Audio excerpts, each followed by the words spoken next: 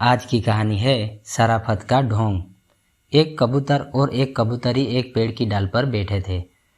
उन्हें बहुत दूर से एक आदमी आता दिखाई दिया। कबूतरी के मन में कुछ शंका हुआ और उसने कबूतर से कहा कि चलो जल्दी उड़ चले, नहीं तो यह आदमी हमें मार डालेगा।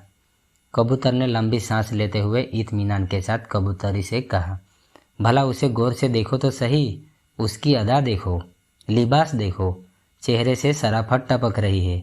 ये हमें क्या मारेगा, बिल्कुल सज्जन पुरुष लग रहा है। कबूतर की बात सुनकर कबूतरी चुप हो गई।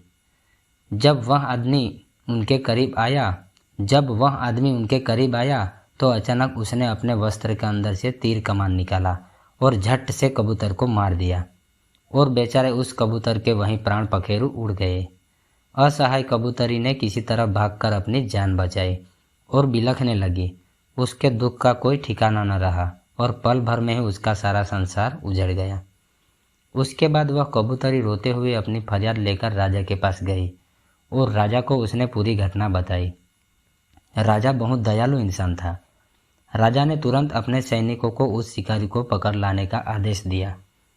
तुरंत शिकारी को पकड़कर दरबार में लाया गया। शिकारी ने डर के कारण अपना जुर्म कबूल कर लिया।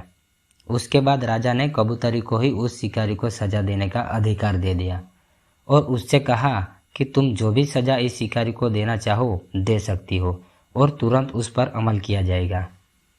कबूतरी ने बहुत दुखी मन से कहा कि हे राजन, मेरा जीवन साथी तो इस दुनिया से चला गया, जो फिर कभी भी लौटकर नहीं आएगा। इसलिए मेरे विचार से इस क्रूर शिकारी को बस इतनी ही सजा दी जानी चाहिए कि अगर वो शिकारी है तो उसे हर वक्त शिकारी का ही लिबास पहनना चाहिए।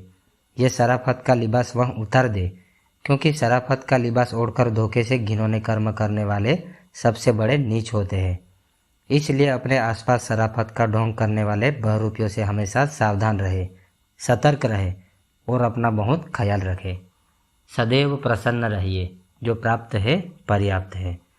दोस्तों, आपने अभी तक हमारे चैनल को सब्सक्राइब नहीं किया तो ज़रूर सब्सक्राइब कर लें और नीचे बेल आइकन को दबा दें ताकि आने वाली कहानियों की नोटिफिकेशन आपको मिलती रहे।